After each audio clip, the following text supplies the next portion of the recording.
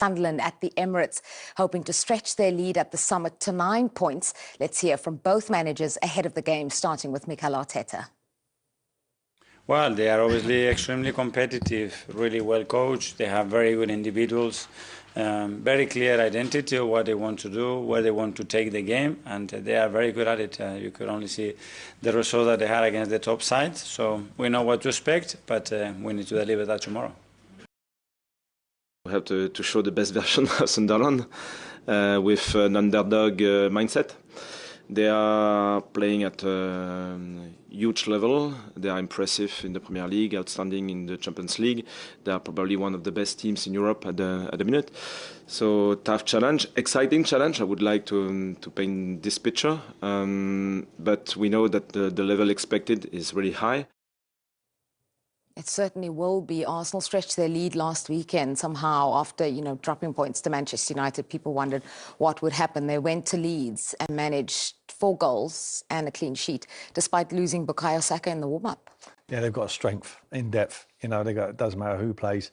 They look like real quality. I think their second team could finish in the Europa League spots. I think this weekend is where we're going to see the Championship won. I really do. I think the Premier League is done this season, this weekend. Arsenal will beat Sunderland, and Man City will fail to beat Liverpool, in my opinion, and it will be done. I just think Arsenal are too strong. This is the year for Arsenal. They won't throw it up this year. I mean, they've bridesmaids twice now, 3 times, sorry. Now it's the time to be a bride, and I think they're getting ready for it. They've got the dress, and I think I think the get one more in there. Once they win this weekend, you watch Liverpool don't win. I think the engraver will be on speed dial. That's a pretty bold take. Pretty big statement to make, especially because they still have to play City. It's not like Tim. No, yeah. Too many points. Yeah. Too many points. And does City look like a team who can go and win every game till now to the end of the season? For me, they don't. If that was City of old 4 or 5 years ago, I would have said, yeah, every chance. I think that's the key point. I don't think there's a team that are really going to come up and challenge them. Villa have fallen away, City have fallen away. Like you say, we were expecting City, good signings in January, expecting them to put that run together. They go 2-0 up at Spurs, they trip up 2-2. It just doesn't seem to be able that anyone's going to contend with Arsenal this year. I think for Arsenal as well, and I mentioned it, having lost to Manchester United before that, and then the worry, the trauma of the past couple of seasons starts to creep in. Yeah. And you wonder what will they do when they go to Leeds. Ellen Road, we know, is a really tough place to go as well. They lose Bukayo Saka in the warm-up, but then they do have replacements this time around. Nani Madueke came in and was amazing. Their strength in depth is insane. The group that Mikel Arteta has mounted and put together, assembled, is frightening. It's one of the best I think we've seen as far as strength in depth's concerned. As far as I'm concerned, this is another marker for Arsenal. There was a lot of question marks at Leeds. They went and put that to bed, and we've seen tonight already how good Leeds are at home. Yeah. So it wasn't Leeds coming off it, it was Arsenal doing what they do well. And then again, this is another marker for me. Sunderland at home, they could blow them away. Into the cup final as well in midweek. There's this potential kind of 4-game run against Manchester City that could decide their season. Because, they play City then in the Carabao Cup final. They play City once again. I know it's not there. These are their next 5 Premier League fixtures, but they then play City in the Premier League. That's in April. And then they play City potentially in the Champions League, home and away.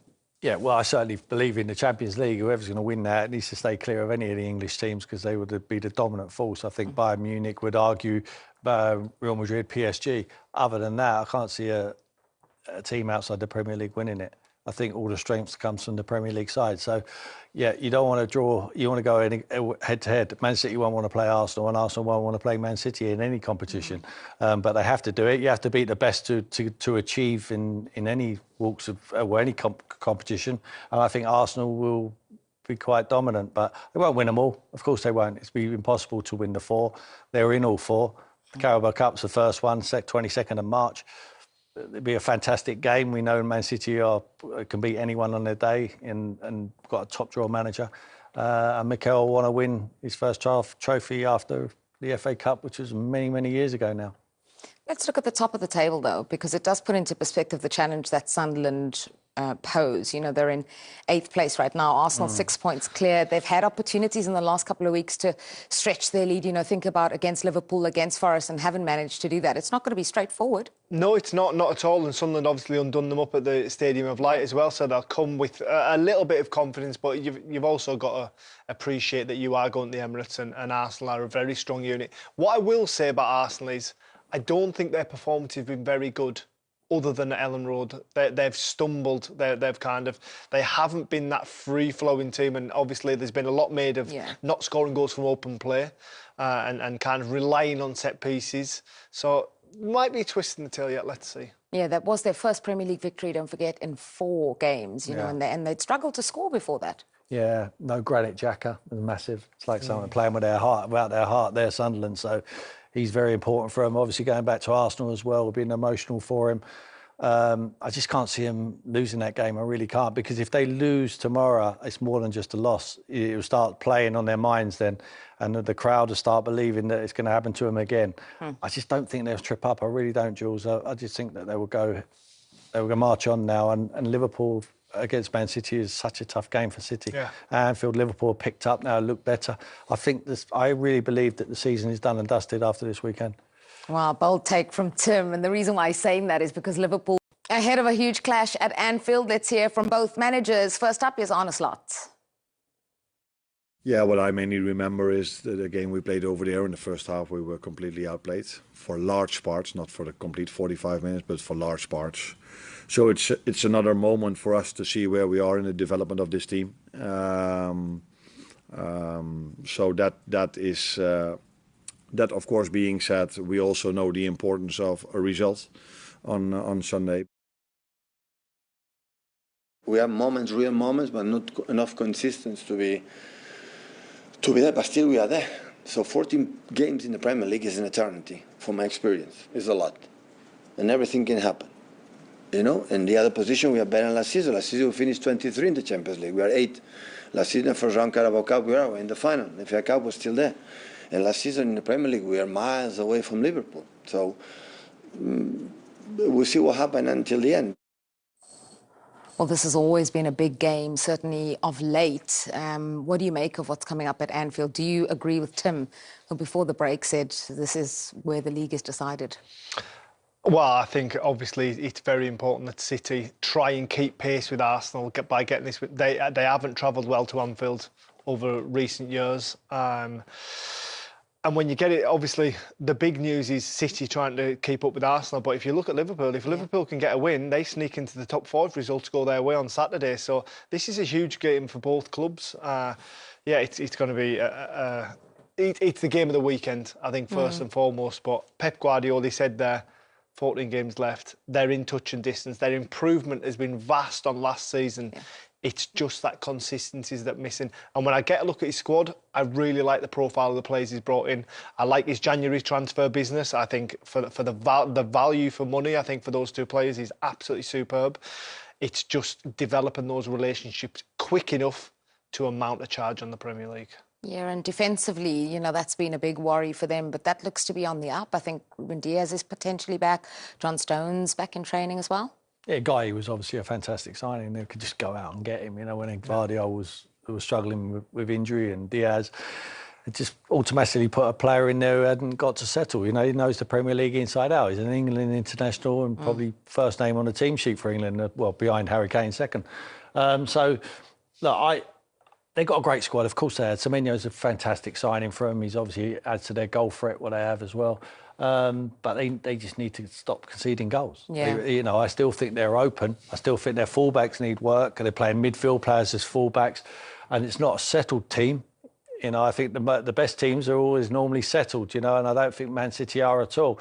I don't think Rodri's back to anywhere near his best. I think they need Nico Gonzalez to play in there with him as a double pivot, help him out, give the defence a little bit of protection. Yeah, I just think they're open. I really do. I think you can get at them. And that's why I think Liverpool at the moment with Ekitike and Wirtz, you know, they hit form at the right time. I think they'll have enough ammunition to open up Man City. If they take their chances, they'll win the game. I don't see Liverpool losing the game. Is this also why the defensive issues and the problems that we're taking a look at now, is that why you think City have been struggling for that consistency you talked about? Do you know, I think the Premier League's changed slightly. It's become a more transitional, and City don't like getting caught in these transitional moments. That's when they can be a little bit vulnerable at back, and there's definitely fragility to them. They did have a cloak of kind of invincibility at one stage about them, and they would control games, wouldn't they? They would pass teams to death. And also, when I played against City, whenever we transitioned, they had those dark arts down to a T. They would foul us at the halfway line and stop that counter-attack at source. Now, they let teams go, and on that transition and running at their back four, they don't seem to be handle that kind of football. And I feel as though that's where the Premier League's going more and more. For Manchester City, just looking at that Spurs game last time out, they were in cruise control. In fact, at half-time, we thought could be 4 or 5. I was thinking now, I was behind us. They've scored all their goals in the first half and conceded all their goals in the second half. So, like I say, the ability to get in front is not an issue. It's keeping those leads. Yeah. The reason you can't 100% write them off because they've been there and done it. Yeah. They've been causing distance. They've got a manager who's a prolific winner. He's rebuilt this side now. So you always would be looking over your shoulder if you're Arsenal and thinking, where are them, like shirt you've got on, that colour, light blue shirts? When are they going to come? They'll be coming in the wing mirrors. You'll be looking at them. You'll be panicking that they're going to come. But I think if the gap this weekend goes to 9 points, I think the anxiety will come out of Arsenal. They'll play with more freedom and they will blow teams away and they won't be able to make it up. I don't believe, like I keep saying, that they're capable of going now to the end of the season and winning every game. And I think with 14 games left, like they have, I think they're going to need to win probably 12 of them. I'm not sure they can do that. You do seem to have belief in Liverpool, though. Was the Newcastle game a real turning point for them? I think it's important for them to start winning. They need to finish in the Champions League spots. The Champions League spots will be the 5th place because the English teams are doing so well. Yeah, I think this is they've got real threats. I think Ekitike is on fire at the moment. It's possibly the informed number 9 in the Premier League. You know, you can talk through these goals, Glenn. I mean, yeah, I mean, for me, I mean, you highlight Ekitike, rightfully so. I think he's been the biggest surprise at Liverpool. You're going by Isak, and he's blown him out of the water. I think he's been superb, but Florian Wirtz for me is really starting to find his feet in the Premier League. I think he struggled to begin with.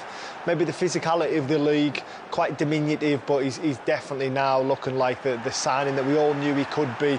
And that relationship he's got with Ekitike. And for me, this here, Anfield, going behind 1-0 and then coming back to score 4 goals, that's Liverpool recovering.